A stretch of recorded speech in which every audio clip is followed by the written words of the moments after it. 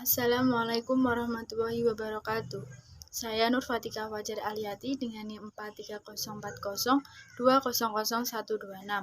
dari kelas 2E Prodi Psikologi Islam dengan dosen pengampu Ina Izatul Muna. Di sini saya akan menjelaskan tentang tafsir ayat Al-Quran tentang proses penciptaan manusia, pertumbuhan dan perkembangan manusia. Tafsir ayat Al-Mu'minun ayat 12-14 yang artinya, dan sesungguhnya kami telah menciptakan manusia dari suatu saripati berasal dari tanah. Kemudian kami jadikan saripati itu air mani yang disimpan dalam tempat yang kokoh. Kemudian air mani itu kami jadikan segumpal darah, lalu segumpal darah itu kami jadikan segumpal daging, dan segumpal daging itu kami jadikan tulang belulang, lalu tulang belulang itu kami bungkus dengan daging, kemudian kami jadikan dia makhluk yang berbentuk lain. Maka Maha Suci Allah, Pencipta yang paling baik. Munasabah ayat Al-Mu'minun ayat 12-14. Munasabah terdapat pada ayat sebelumnya, yaitu ayat 10 dan 11. Mereka itulah orang-orang yang mewarisi, yakni yang akan mewarisi surga Firdaus. Mereka kekal di dalamnya. Pada ayat ini menjelaskan bahwa tempat kembali bagi orang yang mendapatkan keberuntungan karena keimanan mereka adalah surga Firdaus, di mana mereka kekal di dalamnya. Dan terdapat dalam ayat sesudahnya, yaitu ayat 13-14. Kemudian sesudah itu, sesungguhnya kamu sekalian benar-benar akan mati. Kemudian sesungguhnya kamu sekalian akan dibangkitkan dari kuburmu di hari kiamat. Ayat ini merupakan penjelasan lanjutan dari ayat yang akan dikaji, bahwa setelah manusia diciptakan di muka bumi ini, maka hendaklah sadar bahwa kehidupan di muka bumi ini tidaklah kekal, akan tetapi pasti disusul dengan kematian. Kematian itu juga bukan akhir dari perjalanan manusia, karena setelah kematian, manusia akan dibangkitkan dan melewati pengadilan ilahi, dan kemudian berhak menerima balasan apa yang dikerjakan selama menjalani hidup di dunia. Pendapat mufasir tentang ayat Al-Mu'minun ayat 12-14. Tantawi Jauhari dalam kitabnya Al-Jawahir fi Tafsir Al-Quran Al-Karim mengatakan bahwa manusia Adam diciptakan dari saripati yang keruh. Kemudian dijelaskan bahwa manusia makan buah-buahan, biji-bijian, dan daging, dan dari itulah yang menjadi darah, dan diantaranya menjadi air mani yang kemudian melahirkan keturunan manusia. Quran Surat Ali Imran ayat 59 yang artinya, sesungguhnya misal penciptaan Isa di sisi Allah adalah seperti penciptaan Adam. Allah menciptakan Adam dari tanah, kemudian Allah berfirman kepadanya, jadilah seorang manusia, maka jadilah dia. Tafsir Quran Surat Al-Imran ayat 59. Sesungguhnya penciptaan Allah kepada Isa tanpa bapak perumpamaannya seperti penciptaan Adam tanpa bapak dan tanpa ibu. Ketika Allah menciptakannya dari tanah bumi, kemudian dia berkata kepadanya, jadilah manusia, maka jadilah. Maka adapun pengakuan ketuhanan Isa karena dia diciptakan tanpa bapak merupakan pengakuan yang batil. Maka Adam diciptakan tanpa bapak dan tanpa ibu, dan semua bersepakat bahwa dia adalah seorang hamba dari hamba-hamba Allah. Pendapat mufasir tentang surat Al-Imran ayat 59. Tafsir Al-Mukhtasar atau Markas Tafsir Riyadh di bawah pengawasan Syekh Dr. Salih bin Abdullah bin Humaid, Imam Masjidil Haram. Perumpamaan Isa yang diciptakan tanpa seorang ayah seperti penciptaan Adam dari tanah, kemudian Allah membuatnya ada dengan firman-Nya, jadilah. Tafsir Quran Surat Al-Alaq ayat 1-2. Bismillahirrahmanirrahim. Iqra bismi rabbikal ladzi khalaq. Bacalah dengan menyebut nama Tuhanmu yang menciptakan. Khalaqal insana min 'alaq. Dia telah menciptakan manusia dari segumpal darah.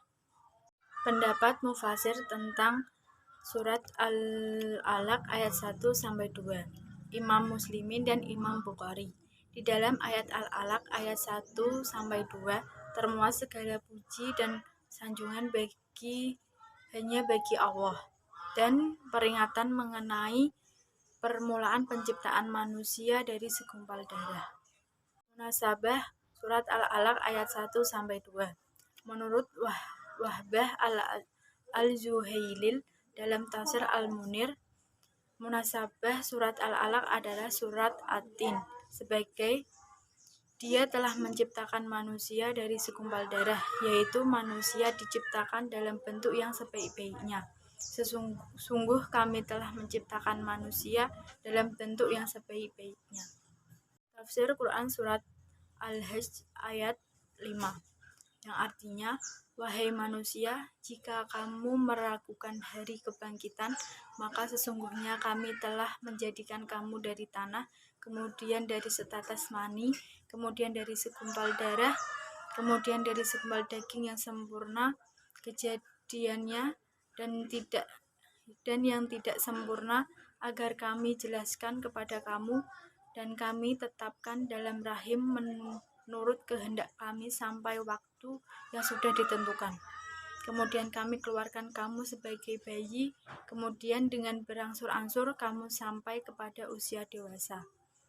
Dan di antara kamu ada yang diwafatkan, dan ada pula di antara kamu yang dikembalikan sampai usia sangat tua, pikun, sehingga dia tidak mengetahui lagi sesuatu yang telah diketahuinya. Dan kamu lihat bumi ini kering, kemudian apabila telah kami turunkan air hujan di atasnya, hiduplah bumi itu dan menjadi subur dan menumbuhkan berbagai jenis pasangan tumbuhan yang indah. Pendapat mufasir tentang Quran surat Al-Hajj ayat 5. Hamka dalam tafsir Al-Azhar. Hamka menafsirkan dengan cara menjelaskan secara global dari beberapa fase penciptaan manusia. Beliau menjelaskan bahwa ini merupakan seruan bagi seluruh umat muslim tanpa terkecuali mengenai dua hal yang sangat penting tentang dasar-dasar berpikir yang akan menjadi pegangan hidup, yaitu percaya akan adanya Allah dan percaya adanya kebangkitan sesudah mati. Semua itu disebabkan karena adanya kenyataan bahwa banyak di antara umat manusia yang tidak percaya kekuasaan Allah dan meragukan kebenaran wahyu ilahi. Mereka menganggap bahwa apa yang telah berubah dari bentuk aslinya, seperti proses kematian manusia, dari dikuburkan beratus-ratus tahun hingga menjadi tulang belulang yang berserakan atau menjadi abu setelah dibakar, tidak akan dapat kembali seperti semula. Hal inilah yang akan menjadi seseorang meragukan wahyu ilahi. Munasabah ayat Al-Hajj ayat 5. Pada ayat kelima, Hajj mempunyai keterkaitan dengan ayat sebelumnya, yaitu di mana ayat sebelumnya menjelaskan tentang adanya manusia yang tidak percaya dan membantah tentang kuasa Allah, tentang kebangkitan, tentang membangkitkan manusia setelah kematian. Maka pada ayat ini Allah mengajak manusia yang membantah, menolak, atau meragukan kuasa Allah tentang hari kebangkitan untuk merenungkan kuasa Allah tentang hal tersebut. Hal ini dibuktikan dengan perpindahan tanah yang mati ke nutfah setetes mani sampai akhirnya menjadi bayi yang segar bugar. Bayi yang lahir di dunia berangsur-angsur akan menjadi dewasa dan pada akhirnya akan kembali pada masa tua. Allah sama sekali tidak mengalami kesulitan untuk menciptakan manusia, dan Allah tidak kesulitan untuk meninggalkan manusia dari dunia ini dan membangkitkannya di akhirat kelak. Dan terdapat pada ayat selanjutnya, yaitu ayat 6 dan 7. menjelaskan bahwa hari kiamat memang benar-benar ada, dan ayat ini menjelaskan segala penciptaan manusia dan tumbuhan serta makhluk lain tanda kekuasaan Allah. Allah Maha Adil sehingga amal perbuatan seseorang akan dimintai pertanggungjawaban oleh Allah di akhirat kelak. Semua manusia akan mendapatkan balasannya masing-masing sesuai dengan perbuatannya. Tafsir Quran Surat Al-Mu'minun ayat 67 yang artinya, dialah yang menciptakan kamu dari tanah, kemudian dari setetes mani, sesudah itu dari segumpal darah, kemudian dilahirkannya kamu sebagai seorang anak. Kemudian kamu dibiarkan hidup supaya kamu sampai kepada masa dewasa. Kemudian dibiarkan kamu hidup lagi sampai tua. Di antara kamu ada yang diwafatkan sebelum itu. Kami berbuat demikian supaya kamu sampai kepada ajal yang ditentukan dan supaya kamu memahaminya. Pendapat mufasir dan munasabah ayat Al-Mu'minun ayat 67. Jalaluddin Al-Mahkali dan Jalaluddin As-Suyuti. Dialah yang menciptakan kalian dari tanah, yang menciptakan bapak moyang kalian yaitu Nabi Adam dari tanah liat, kemudian dari setetes air mani, sesudah itu dari segumpal darah, yakni dari kental, kemudian dikeluarkannya kalian sebagai seorang anak. Lafal tahiflan sekalipun bentuknya mufrad atau tunggal bermakna jamak, kemudian dibiarkan kalian hidup supaya kalian sampai kepada masa dewasa, masa sempurnanya kekuatan kalian, yaitu di antara umur 30 sampai 40 tahun, kemudian dibiarkannya kalian hidup sampai tua. Di antara kalian ada yang diwafatkan sebelum dewasa dan sebelum usia tua. Dia melakukan hal tersebut kepada kalian supaya kalian hidup dan sampai pada ajal yang ditentukan, yakni waktu yang telah dibataskan bagi hidup kalian, dan supaya kalian memahami bukti-bukti yang menunjukkan keesaannya dan kemudian kalian beriman kepadanya. Jadi, kesimpulan dari ayat-ayat Al-Quran tentang proses penciptaan manusia, pertumbuhan dan perkembangan manusia, bahwa semuanya telah tertulis dan dijelaskan dalam ayat-ayat Allah SWT. Allah menciptakan manusia dari tanah, bahwa pada hakikatnya manusia itu diciptakan dari tanah, sebab setetes mani merupakan asal kejadian manusia, berasal dari makanan manusia yang bersumber dari tanah, dan selalu meyakinkan dan mengingatkan kita kepada Allah bahwa tidak ada satupun kesukaran bagi Allah. Allah mampu menciptakan manusia, mematikan manusia, dan membangkitkan manusia setelah kematian. Sekian dari saya. Wassalamualaikum warahmatullahi wabarakatuh. Jangan lupa like dan komen.